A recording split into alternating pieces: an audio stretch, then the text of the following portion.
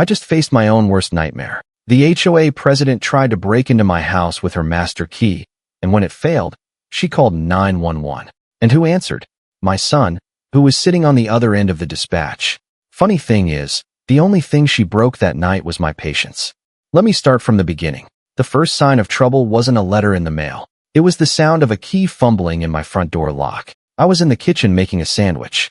My wife, Linda, was upstairs. The noise was wrong.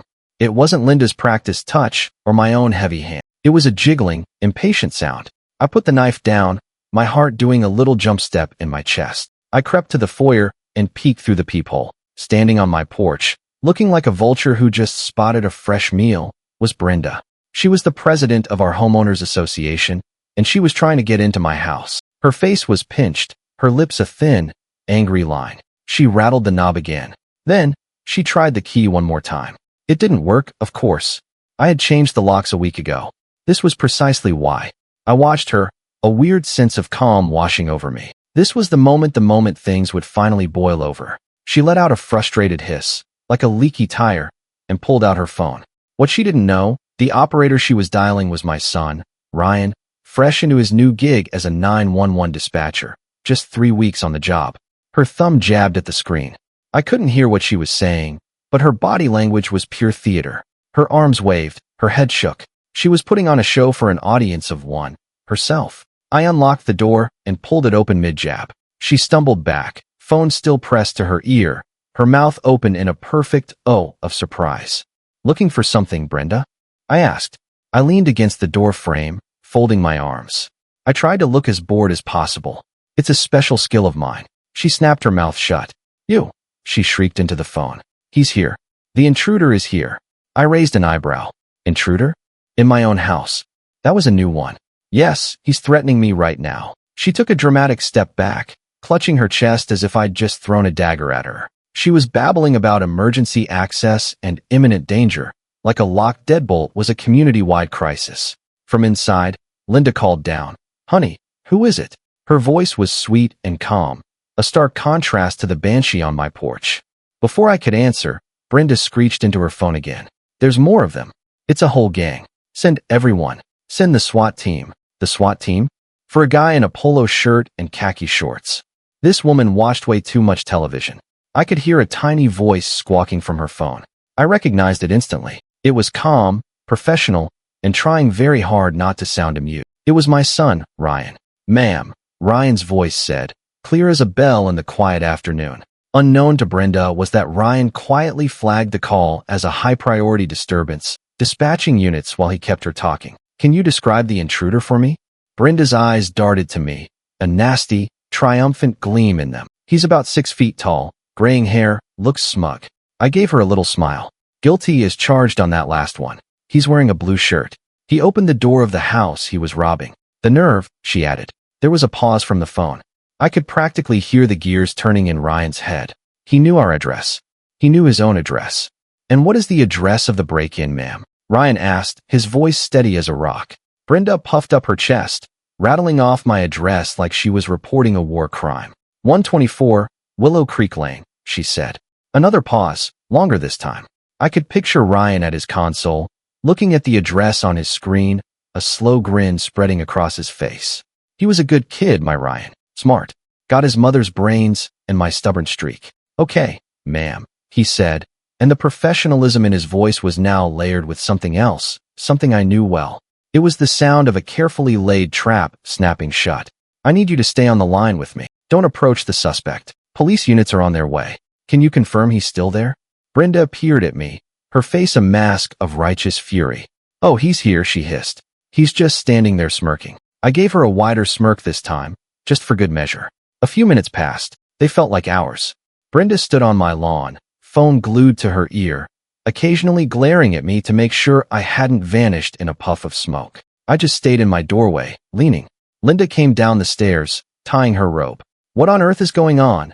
She whispered, looking past me at Brenda's lawn performance. Our HOA president is having a small public meltdown, I whispered back. She tried to use her key on our new lock, and now she's claiming I'm an intruder. Linda's eyes widened, then narrowed. She looked at Brenda, then at me. A little smile played on her lips. She trusted me. She knew I had a plan, or at the very least that I was stubborn enough to make one up as I went. Then I heard it. The distant wail of sirens. One siren, then two. Getting closer, louder. Brenda's smile became a wicked slash across her face. This was her moment of victory. She thought she had me. Trapped, cornered by the law she had so brazenly summoned. Two police cruisers screamed around the corner and slid to a halt in front of my house. Lights flashing, painting the trees in strobes of red and blue. Doors flew open. Two officers, a man and a woman, stepped out.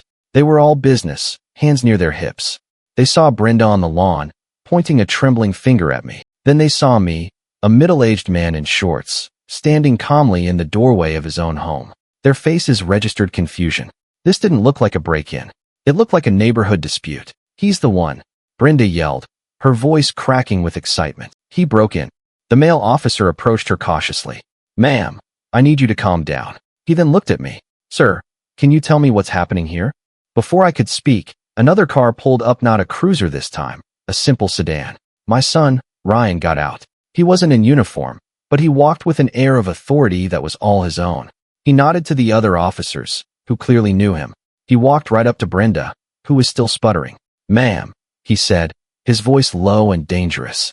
"I was the dispatcher on your call." Brenda's eyes went wide. The color drained from her face. "You reported a break-in at this address. You claimed you were being threatened by an intruder," Ryan continued, his gaze like ice. "Is that correct?" Brenda swallowed hard. She looked from Ryan to me, then back to Ryan. The hamster wheel in her brain was spinning furiously, trying to find a way out. "Well, yes, but this is your father's house, isn't it, Ryan?" the female officer asked, connecting the dots. Ryan never took his eyes off Brenda. "It is," he said. "And this woman used her position as HOA president to attempt an illegal entry into our home. When she failed, she filed a false police report. A felony." The word hung in the air. Felony. Brenda looked like she'd been slapped. Her whole puffed-up, self-important demeanor collapsed in an instant. She was just a mean, bitter woman standing on my lawn, surrounded by the consequences of her own actions. The other neighbors were starting to peek out their windows now, drawn by the commotion. Her public victory had turned into a masterclass in public humiliation. She opened her mouth, but no words came out. She was trapped, but I knew Brenda. This wasn't the end. This was just the beginning. Humiliating her was one thing, but I could see the fire rekindling in her eyes. It wasn't just anger anymore. It was pure, unadulterated hatred. This single act of defiance had just drawn a battle line across our quiet suburban street, and I had a sinking feeling she was already planning her counterattack. When Linda and I first moved to Willow Creek, we thought we'd found paradise. It was a quiet little neighborhood nestled by a lake. The houses were nice, the lawns were green, and the birds sang in the trees. It was the perfect place to settle down after I retired. I'd spent 40 years as a forensic accountant, chasing down criminals who thought they could hide a dollar inside a spreadsheet. I was good at it, very good, but I was tired. Tired of the lies, the greed, the endless maze of numbers. All I wanted was a nice, quiet porch to sit on with my wife. We bought the house, a lovely 2-story colonial with a big oak tree in the front yard. For the first few months, it was perfect. We met the neighbors. There was old Mr. Thompson, who had lived there for 50 years. There was the young couple across the street with 2 loud but happy kids. And there was neighbor Walter, a cheerful retired mailman who seemed to exist on a diet of conspiracy theories and home-brewed iced tea. He was a character, but harmless. And then there was Brenda. We met her at our first official welcome to the neighborhood barbecue. She didn't walk over to us. She sort of appeared. One minute, Linda and I were chatting with Walter about the optimal soil pH for azaleas. The next, a shadow fell over us. Brenda stood there holding a clipboard at a barbecue. Her husband, Gary, stood half a step behind her, a big, beefy man with a face like a grumpy bulldog. He just grunted and folded his arms, letting her do the talking. "Welcome," Brenda said, but it sounded more like an accusation. "I'm Brenda, the HOA president. I trust you've received and read the community bylaws." I smiled. We did. All 247 pages. It's a real page-turner. I especially like the part about approved mailbox colors. Thrilling stuff. Linda nudged me in the ribs. Brenda did not smile. "The rules are not a joke, Mr. Peterson," she said, her voice frosty. "They are what keep this community from descending into chaos." I looked around at the peaceful scene. Kids laughing, burgers sizzling on the grill. Looks pretty chaotic already, I said. Might be a lost cause. That was my first mistake. Brenda did not have a sense of humor. Her eyes narrowed. I'll be keeping an eye on you, she said, before turning on her heel and marching away, Gary trotting dutifully behind her. The notices started a week later. The first one was for our welcome mat. It was a cheerful thing that said, "Hello, sunshine." Apparently, it was an unapproved slogan. We were fined $25.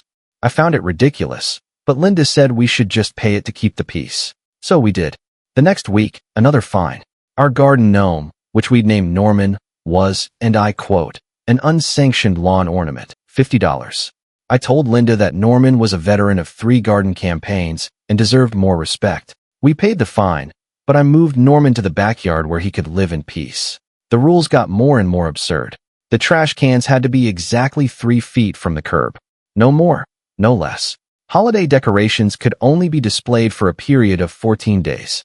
The color of our flower pots was apparently a topic of intense debate at the last HOA meeting. It was death by 1,000 paper cuts.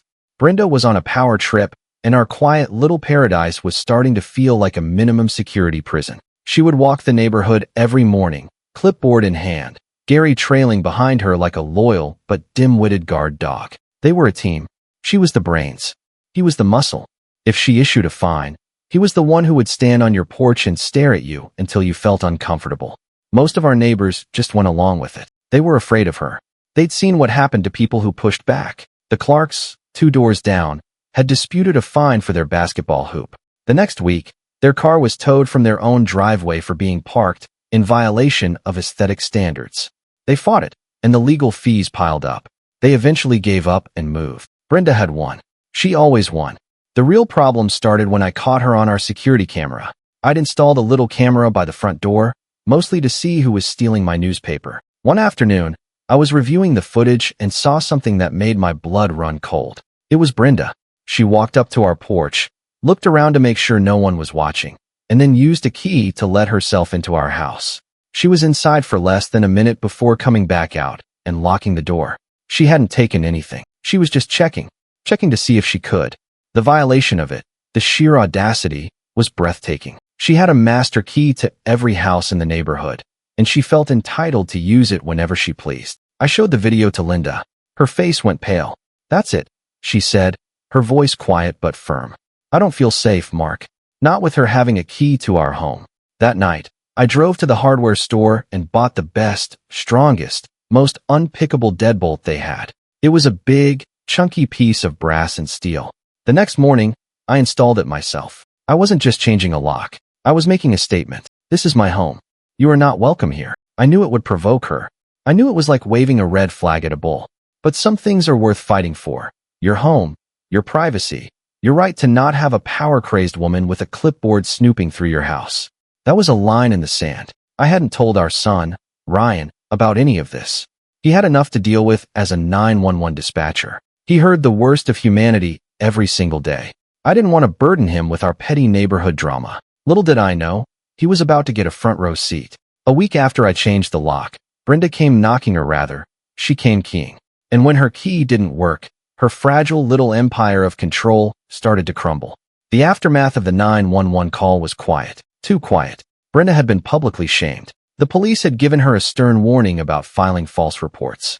Ryan had made it crystal clear that if she ever tried anything like that again, he'd personally see to it she was charged. She and Gary scurried back to their house, like cockroaches caught in the light. For a few days, there was peace. No violation notices, no clipboard patrols. Neighbor Walter even put a little party hat on his contraband garden gnome in celebration. Linda and I started to relax. Maybe, just maybe, that was enough. Maybe we had finally broken her. We were wrong. We had only made her smarter. About a week later, a certified letter arrived in our mailbox. It was thick and heavy. It felt important. I opened it at the kitchen table, Linda looking over my shoulder. It was from the HOA's law firm. The letter was full of dense legal language, but the message was simple. Our rose bushes, the beautiful, prize-winning bushes that my wife babied more than she ever babied me, were in violation of a newly amended bylaw. Apparently, at an emergency meeting held 2 days after the 911 incident, the HOA board had voted to restrict the height of all floral arrangements.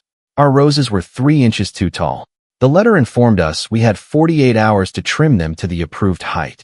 If we failed to comply, we would be fined. I scoffed. A fine? What's it going to be this time? $100? Linda kept reading, her finger tracing the lines of text. Her face went pale. Mark, she whispered. It's not $100. I looked closer. My eyes scanned down to the bottom of the page, to the part detailing the penalty. It was a special assessment fine for willful and repeated violations of community standards. The amount was $10,000. $10,000. For rose bushes. I felt the air leave my lungs. This wasn't a fine. This was a declaration of war. The letter went on to explain that if the fine was not paid within 30 days, the HOA would place a lien on our property. A lien. That was the magic word. That was how they could force us out. They could legally cloud our title, make it impossible to sell.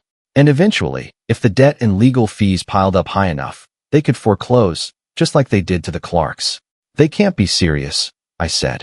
But I knew they were. This was Brenda's revenge. It was clever. It was vicious. And it was, on the surface, perfectly legal. She had held a meeting, amended a bylaw, and now she was enforcing it. It was a textbook abuse of power. What do we do? Linda asked, her voice trembling slightly. This was no longer about gnomes and welcome mats. This was our home, our life savings, everything we had worked for. The old fire I used to feel when I was hunting crooks started to burn in my belly. The stubborn, gritty part of me that doesn't like being pushed around woke up from its retirement nap. We fight, I said. We don't give them an inch. My first step was to talk to my neighbors. I needed to know who was at this emergency meeting. I went to neighbor Walter first. He was out on his lawn, measuring his sprinkler heads with a ruler. Morning, Walter, I said. You hear about this new rule about flower height? Walter pushed his glasses up his nose. Heard about it? I was there. It was a sham, Mark. A total sham. He told me how it went down. Brenda had called the meeting with only 12 hours notice, sending the email out late at night, knowing most people wouldn't see it. The only people who showed up were her, Gary, and one other board member, a timid little man named Stanley, who did whatever Brenda said. They had a quorum, technically, 3 out of 5 board members. They voted 2-1 to pass the new rule. Stanley had apparently voted against it, but Brenda and Gary's votes were enough. I tried to speak up. Mark, Walter said, looking ashamed. I told them it was ridiculous. Gary, he just stared at me. You know that stare of his? I sat back down. I clapped him on the shoulder. It's not your fault, Walter. They're bullies. The next step was the official HOA meeting, the one held every month. I prepared myself. I made copies of the original bylaws, the ones that said nothing about flower height. I prepared a calm, rational speech. I was going to appeal to the other residents, to show them how Brenda was abusing her power for a personal vendetta. I was going to use logic and reason. I was so naive. The meeting was held in the community clubhouse. It was a sterile room with folding chairs and fluorescent lights. About 20 residents were there. Brenda sat at the head table, flanked by Gary and Stanley. She ran the meeting like a dictator. She'd bang her gavel, shut down speakers she didn't like, and steer every conversation back to her own agenda. When my turn came to speak, I stood up and laid out my case. I was calm. I was professional. I presented the facts. I explained how the rule was created in secret, how it was targeted specifically at my family in retaliation for a personal dispute. I looked out at the faces of my neighbors. I saw flickers of agreement. I saw nods. I saw people who were just as fed up as I was. But I also saw fear. When I finished, there was a brief, uncomfortable silence. Brenda smiled, a cold, thin smile. Thank you for your input, Mr. Peterson, she said, dripping with condescension. However, the board has voted. The rule stands. The fine stands. Do you have any other, more relevant business to discuss? No one spoke up for me. Not one person. They looked down at their laps. They shuffled their feet. They were too afraid of becoming Brenda's next target. I stood there for a moment, feeling completely and utterly alone. The logic had failed. Reason had failed. The system was rigged. As I walked back to my seat, Gary gave me a little smirk. It was a look that said, "We have all the power. You have nothing." He was wrong. They had the power of the HOA. I had 40 years of experience finding skeletons in closets. The meeting ended. I walked home with Linda, the $10,000 fine hanging over our heads like a guillotine. It was clear now. Playing by Brenda's rules was a losing game. So, I decided I wasn't going to play by her rules anymore. I was going to play by mine. The forensic accountant was officially out of retirement. The first rule of forensic accounting is to follow the money. The second rule is that people who are hiding something always make mistakes. They get cocky. They think they're smarter than everyone else. Brenda was the cockiest person I'd ever met. I knew deep in my bones that this wasn't just about power. $10,000 was a lot of money. Where was it going? The HOA was a nonprofit corporation, which meant its financial records were supposed to be available to any member who asked. The next morning, I sent Brenda a formal, certified letter requesting a complete financial audit of the HOA's books for the past 5 years. I cited the specific state law that gave me that right. It was my first real shot across her bow. I didn't expect her to just hand them over. I expected a fight, and I got one. Her official response, delivered by her lawyer, was that my request was overly broad and burdensome. They were stonewalling. Fine. I had other ways. I started talking to my neighbors again, but this time I wasn't asking for their support at a meeting. I was gathering intelligence. I started with the people who had been pushed out, like the Clarks. I tracked them down. They were hesitant to talk at first, afraid of stirring up trouble. But when I told them about my $10,000 fine, they opened up. They told me how Brenda had fined them into oblivion over their son's basketball hoop, then slapped them with a lien. They had to sell their house at a loss just to get out from under the debt. The strangest thing, Mr. Clark told me over the phone, was the buyer. It was an all-cash offer, came in out of nowhere. We were so desperate we just took it. He gave me the name of the company that bought his house, Evergreen Properties LLC. I wrote it down. It sounded generic, harmless. I had a feeling it wasn't. I kept digging. I spoke to old Mr. Thompson, the man who'd lived here for 50 years. He remembered a time before Brenda. It used to be a nice, friendly place, he said, his voice wistful. The HOA was just for mowing the common areas and planning the 4th of July picnic. Then she took over about 10 years ago. Changed everything. He told me about others. A family who had to move because they couldn't afford the special assessment for repainting the clubhouse. A project whose cost had mysteriously tripled halfway through. Another person who got hit with a lien over the wrong kind of shingles on their roof. In every case, the person was forced to sell. In every case, they were desperate. My friend, neighbor Walter, proved to be an unlikely source of good information. His conspiracy-minded brain was actually good at seeing connections others missed. It's a pattern, Mark, he said one afternoon, spreading out a map of the neighborhood on his patio table. He had put little red pins on the houses of everyone who had been forced out. Look, they're all on the west side of the neighborhood, the ones closest to the old access road. I looked at the map. He was right. There were 5 red pins, all clustered together. My house was on the edge of that cluster. While the legal battle over the financial records continued, I started my own investigation into Evergreen Properties LLC. It wasn't hard. I still had my private investigator license, and I still had access to the databases. The company was a ghost. It was registered to a P.O. box. The listed agent was a lawyer in the city who specialized in creating anonymous shell corporations. It was a dead end. But then I had an idea. I looked up the property records for the houses the Clarks and the others had sold. I wanted to see who owned them. Now, as I suspected, Evergreen Properties LLC was the current owner of all 5 homes. But then I looked at the property tax records. You can learn a lot from who pays the taxes. The mailing address for Evergreen's tax bills wasn't the lawyer's P.O. box. It was a different address, a physical address, 138 Willow Creek Lane. I stared at the screen. I knew that address. I knew it very well. It was Brenda and Gary's house. My heart started hammering in my chest. This was it. This was the key. It wasn't just about petty fines and power trips. It wasn't just about revenge. It was a long con, a sophisticated, predatory scheme. Brenda was using the HOA as a weapon. She would target a homeowner, bury them in fines and legal fees until they were desperate, then use her anonymous company to swoop in and buy their house for pennies on the dollar. She was literally stealing people's homes. The $10,000 fine for my roses wasn't just a punishment. It was the first step in trying to take my house, too. I felt a chill run down my spine. This was bigger and uglier than I could have ever imagined. She wasn't just a bully. She was a predator. And her husband, Gary, wasn't just her silent muscle. I did another search, this time on Gary. It turned out he had a real estate license. He was the broker on all of the Evergreen Properties sales. They were a perfect team. She created the victims, and he handled the transactions. It was a slick, self-contained little crime ring. I leaned back in my chair, the pieces clicking into place. I finally understood the scope of what I was up against. The rage I felt was cold and sharp. This woman, This deplorable, entitled woman was destroying lives for profit, all while hiding behind a clipboard and a set of petty rules. She thought she was untouchable. She thought she was smart. But she had made one critical mistake. She had picked a fight with a man who knew how to read the fine print. And I had just found the clause that was going to bring her entire empire crashing down. The question was, what was I going to do with this information? I had it. The smoking gun, a direct link between Brenda's house and the shell company that was buying up homes in our neighborhood.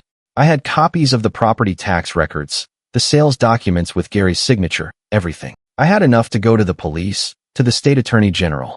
I had enough to put them both in jail for a very, very long time. I showed everything to Linda. She sat at the kitchen table, reading through the documents I had printed out. Her face was a mixture of horror and grim satisfaction. I knew it, she said quietly. I knew there was something more going on. She's a monster. I called my son, Ryan.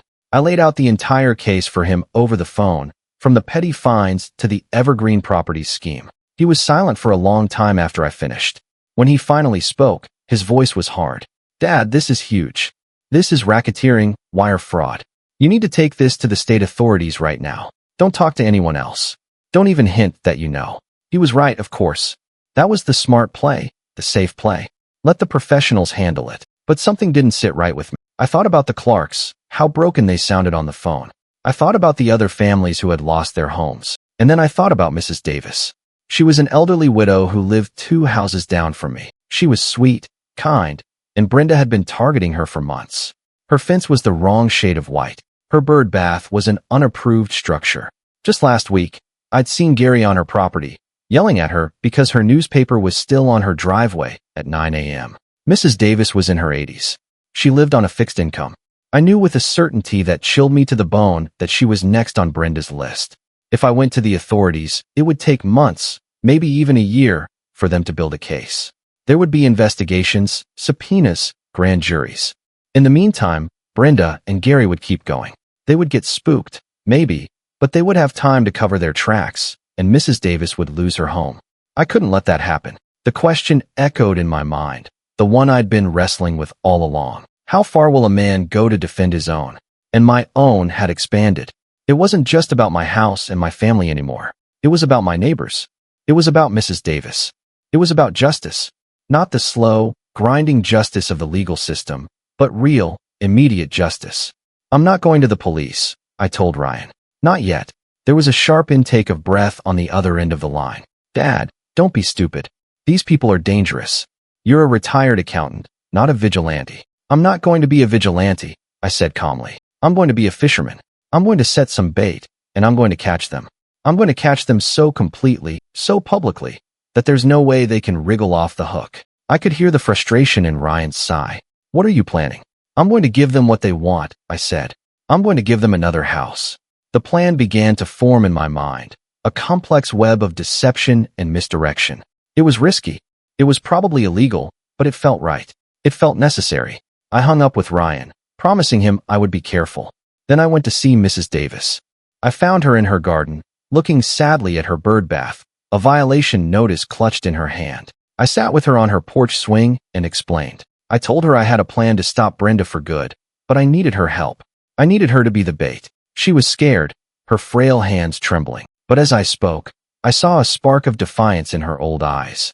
She had lived in this house for 60 years. Her husband had built that fence with his own 2 hands. She wasn't going to let some tyrant in a tracksuit take it from her. What do you need me to do? She asked, her voice firm. The plan was simple in concept, but complex in execution. We were going to create a fake crisis. Mrs. Davis would pretend she was finally giving in to the pressure. She was going to sell her house, and she was going to do it fast, for cash for a price that was just too good for Brenda and Gary to resist. The first step was to make it look real. I had Mrs. Davis call a real estate agent, one I knew from my old life, who owed me a favor. He put a for sale sign in her yard. The news spread through the neighborhood like wildfire. Brenda and Gary were practically giddy. I saw them walk by the house 3 times in one day, staring at the sign like wolves staring at a wounded lamb. The next step was the bait. I needed a buyer, a fake buyer. I called my old friend and comic relief co-conspirator, neighbor Walter. I told him the whole story. His eyes went wide. It's the lizard people, Mark. I knew it. They're using the HOA to establish a foothold for their underground bases. Not exactly, Walter, I said patiently, but I need your help. I need you to play a role. Walter puffed out his chest. An undercover agent. I was born for this. We set the stage. Walter, dressed in a ridiculously looking suit he must have owned since the 1970s, would pose as the cash buyer. He would be eccentric, impatient, and very, very rich. He would make an offer on Mrs. Davis's house, a lowball offer, but all cash with a quick closing. We knew Gary, with his real estate license, monitored all the local listings. He would see the offer come in. He wouldn't be able to resist trying to undercut it. He'd approach Mrs. Davis directly, telling her his investor, Evergreen Properties, could beat the offer. That was the trap. The sale would take place not in some sterile office, but right in Mrs. Davis's living room. We would have cameras. We would have microphones. We would record the entire transaction. We would get Gary on tape admitting the name of his company. We would get him to hand over a check drawn on the Evergreen Properties account. It would be irrefutable proof, tying him and Brenda directly to the scheme. Linda was my rock through all of this. She helped me set up the tiny cameras, hiding them in flower arrangements and photo frames. She was nervous, but she was resolute. Just be careful, Mark, she said, squeezing my hand, and make sure you get her good side. This was my moral crossroads. I had chosen my path. I was no longer just a victim of Brenda's tyranny. I had become the hunter. I was setting a trap for a predator, using my own skills, my own cunning to fight back. The law could clean up the mess later. My job was to stop the bleeding. The for sale sign was up. The bait was set. All we had to do now was wait for the sharks to start circling. The trap was set. Now we waited. It didn't take long. 2 days after the for sale sign went up in Mrs. Davis's yard, Gary came knocking. I was watching from my upstairs window, a pair of binoculars pressed to my eyes. Linda was with me, a cup of tea in her hand. He's taken the bait, she whispered, a little thrill in her voice. Gary did exactly what I predicted he would. He schmoozed. He oozed false sympathy. I couldn't hear him, but I could imagine the conversation. Oh, Mrs. Davis, I was so sorry to see the sign. Are you sure you want to sell? You know, that offer you got is a little low. I have an investor who could do much better. A private sale, no real estate commissions, just a clean, simple transaction. Mrs. Davis played her part perfectly. She was the picture of a weary, defeated old woman. She invited him in. This was the first test of our equipment. Linda and I huddled over my laptop, watching the live feed from the camera hidden in a cuckoo clock on Mrs. Davis's wall. The audio was crystal clear. We heard Gary lay out his offer. It was $5,000 more than neighbor Walter's fake offer, but still tens of thousands below market value. It was predatory. It was disgusting. And we had it all on tape. My investor, Evergreen Properties, can have a check for you by Friday, Gary said, his voice slick as oil. We just need to sign a few papers. Evergreen Properties? Mrs. Davis asked, her voice trembling just enough to be convincing. That's a lovely name. Yes, they're a fine company, Gary said with a proud little smile. Very discreet. Bingo. We had it. We had the name of the company on tape, coming directly from his mouth. But I wanted more. I wanted the whole thing. Hook, line, and sinker. The closing was set for Friday at 2 o'clock in Mrs. Davis's living room. This was it, the main event. The night before, Ryan called me. Dad, I've got a bad feeling about this. Let me put a uniform outside, just in case. No, I said firmly. No police. Not yet. Their presence will scare him off. We have to do this clean. We need him to walk into the trap willingly. I could feel his frustration, but he trusted me. Okay, Dad, but I'm going to be on standby. You send me a text, one word, and my guys will be there in 90 seconds. The word is roses. I smiled. Roses. I like it. The next day, our team assembled. I was the mission commander, watching the feeds from my house. Linda was my co-pilot. Neighbor Walter was on standby, ready to make a dramatic entrance if needed. Mrs. Davis was our brave operative on the inside. At exactly 2 o'clock, Gary arrived, a cheap briefcase in his hand. He walked into the living room, a smug look on his face. The cameras were rolling. The microphones were hot. Afternoon, Mrs. Davis, he said, pulling a stack of papers from his briefcase. Ready to do this? She nodded, her hands clasped in her lap. Gary laid the papers on the coffee table. He walked her through them, pointing where to sign. It was a standard sales contract, but the buyer was listed as Evergreen Properties LLC. This was the moment of truth. We needed him to give her the check. And here we are, Gary said, pulling a check from an envelope. $150,000, as promised. He slid it across the table. On my computer screen, I zoomed in on the feed from the camera hidden in the lampshade. The check was perfect. It was a cashier's check drawn from a major bank. The payer was listed clearly, Evergreen Properties, LLC. The memo line read, for the purchase of 118 Willow Creek Lane. We had him. We had everything. He had just handed over the physical evidence linking him directly to the fraudulent company. It was over.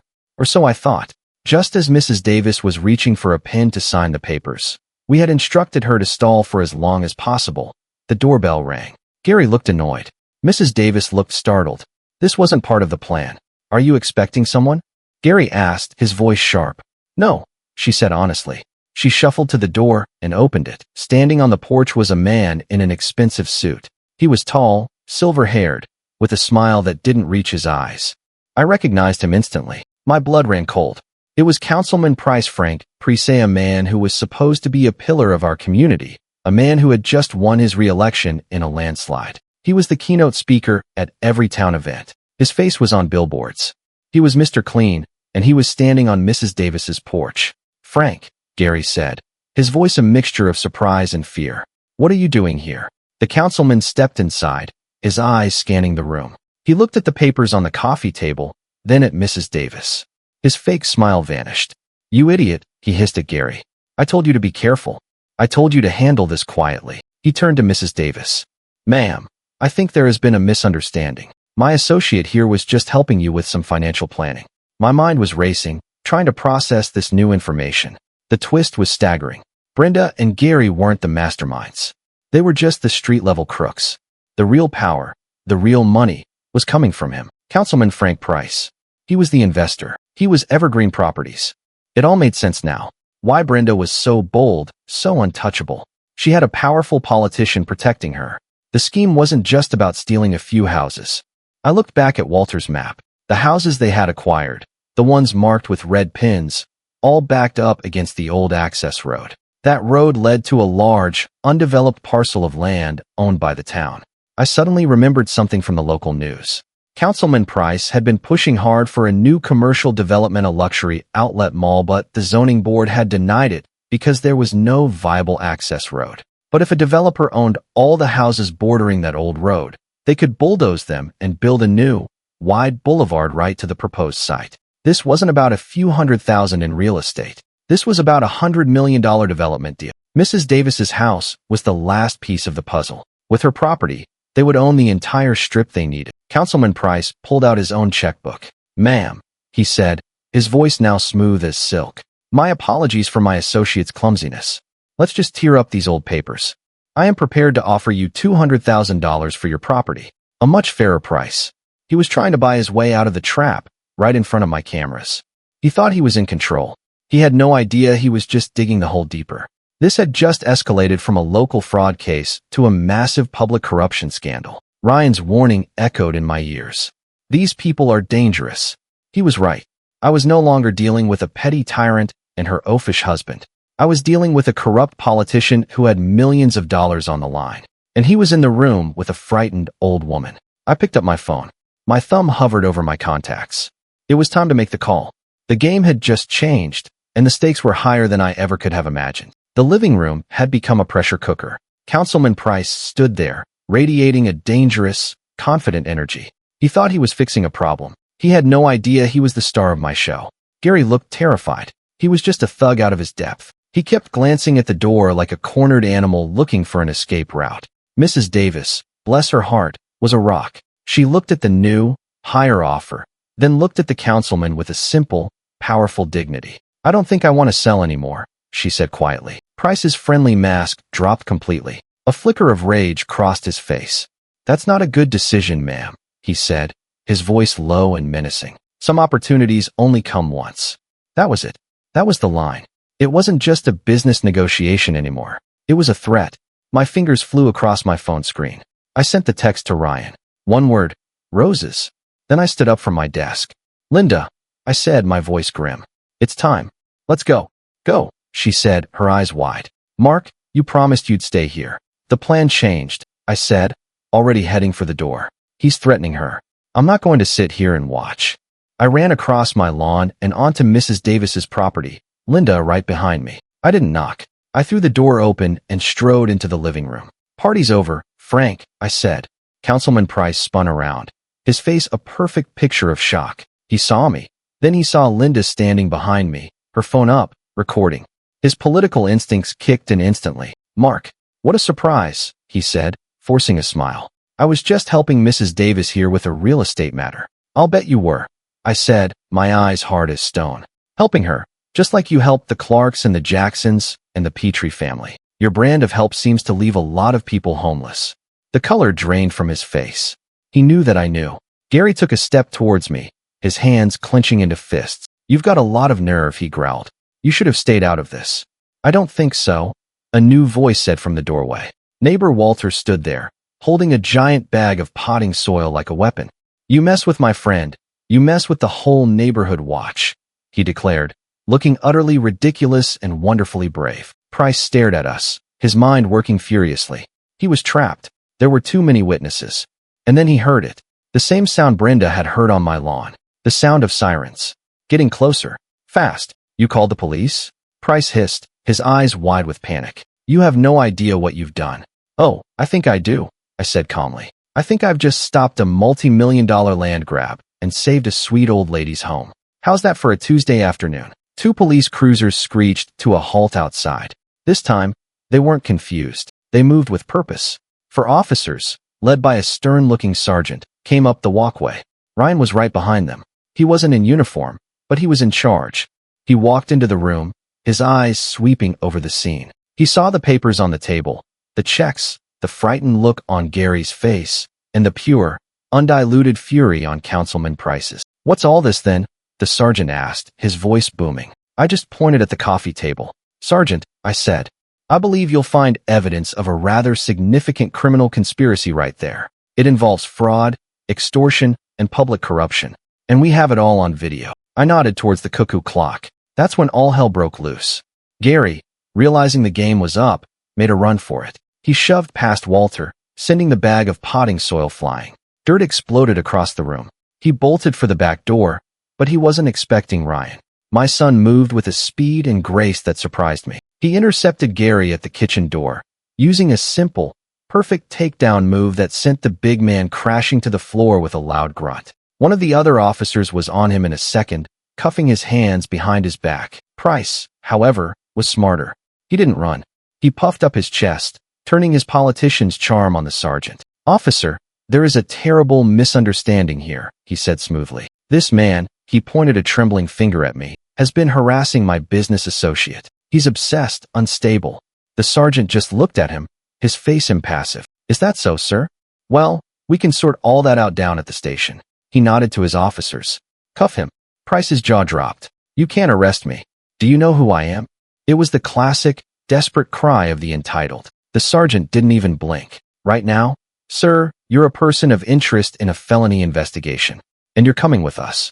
As the officers put the cuffs on the sputtering councilman, another car pulled up. It was Brenda. She must have seen the police cars and come running, probably expecting to see me being led away in disgrace. She burst into the room, saw her husband on the floor in handcuffs and the councilman being arrested. Her face went through about 5 different emotions in 3 seconds. Confusion, then anger, then dawning horror, then pure, unadulterated panic. She looked at me, her eyes wild. You, she whispered, her voice filled with venom. You did this. I just gave her a small, tight smile. No, Brenda, I said, my voice quiet but carrying across the suddenly silent room. You did. Every last bit of it. The trap had sprung. The fight was over. Now came the hard part, waiting for the gears of justice to turn. Price and Gary were taken away in handcuffs. Brenda was left standing in the middle of Mrs. Davis's dirt-covered living room, looking lost and broken. She wasn't arrested that day, but her world had crumbled around her. Ryan stayed behind after the other officers left. He walked over to the cuckoo clock, pulled out the tiny camera, and held it in his palm. He looked at me, a mixture of pride and exasperation on his face. You're a real piece of work, Dad, he said, shaking his head. You know that. I try, I said with a shrug. You okay, Mrs. Davis? Linda was already fussing over the old woman, getting her a glass of water and helping her to a chair. Mrs. Davis looked shaken, but she was smiling a real smile. I'm better than okay, dear, she said. I feel 20 years younger. The evidence was overwhelming. Our video recordings, the documents, the checks, and the testimony from the other families Brenda had forced out. It all painted a clear picture. Councilman Price's career was over before he even made his one phone call. The story exploded. It was the lead item on the local news that night. Corrupt councilman and HOA president in land fraud scheme. They showed a picture of Price's smug face next to a picture of Brenda's scowling HOA portrait. It was beautiful. The fallout was swift and brutal. Gary, facing serious prison time, flipped on everyone. He told the investigators everything, detailing the entire scheme from start to finish.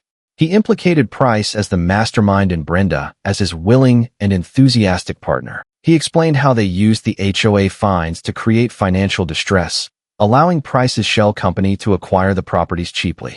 The final piece of the puzzle fell into place when investigators subpoenaed the town planning records. They found Price's preliminary proposal for the outlet mall, complete with a map showing the new access road running right through the houses he had been secretly acquiring. It was a slam dunk. Councilman Price was charged with racketeering, fraud, and a dozen other things. He was facing so much time, he'd be lucky to see daylight again. Brenda was charged as well. Her reign of terror was officially over. The HOA was dissolved by a state judge, its accounts frozen. A receiver was appointed to sort through the mess. All the liens she had placed were declared null and void. The $10,000 fine against us vanished as if it had never existed. But the best part, the part that truly made it all worthwhile, was the restitution. As part of a massive settlement, Evergreen Properties was forced to sell the houses back to the original owners for the exact price they had paid. The Clarks got their house back. The Jacksons got their house back. All the families Brenda and Price had victimized were made whole. The day the Clarks moved back in, the whole neighborhood threw a party. There were banners and balloons. Neighbor Walter declared it Neighborhood Liberation Day and wore his ridiculous 1970s suit in celebration. I stood on my porch, watching their son shoot hoops on the same basketball hoop that had started their nightmare. He sank a perfect shot, and the crowd cheered. It was a good sound, a sound of healing, a sound of a community coming back together. The core question that had driven me was about how far a man would go to defend his own. I had my answer. You go as far as you have to. You use the tools you have, whether it's a deep knowledge of accounting or just a stubborn refusal to be pushed around. You stand up not just for yourself, but for the people around you who can't stand up for themselves. Because in the end, that's what a neighborhood is. It's not just a collection of houses. It's a community of people who look out for each other. A few weeks later, I was sitting on my porch swing, a glass of iced tea in my hand. It was a peaceful afternoon. Linda came out and sat next to me, leaning her head on my shoulder. We watched as a moving truck pulled up to Brenda and Gary's house.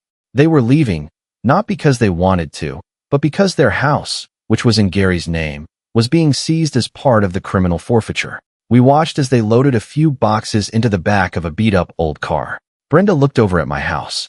Our eyes met across the lawn. There was no fire in her gaze anymore. No hatred, just a hollow, empty bitterness. She looked defeated. She got in the car, and they drove away without a backward glance, leaving Willow Creek for good. A new family was moving into their house. A young couple with a baby. A new HOA was being formed with strict rules about transparency and term limits. I was asked to be on the board. I politely declined. My days of fighting were over. For now. Linda squeezed my hand. It's finally over, she said softly. It's peaceful. Yeah, I said, taking a sip of my tea. It is. The sun was setting over the lake, painting the sky in shades of orange and purple. The birds were singing in the big oak tree. We had found our paradise after all. We just had to fight for it.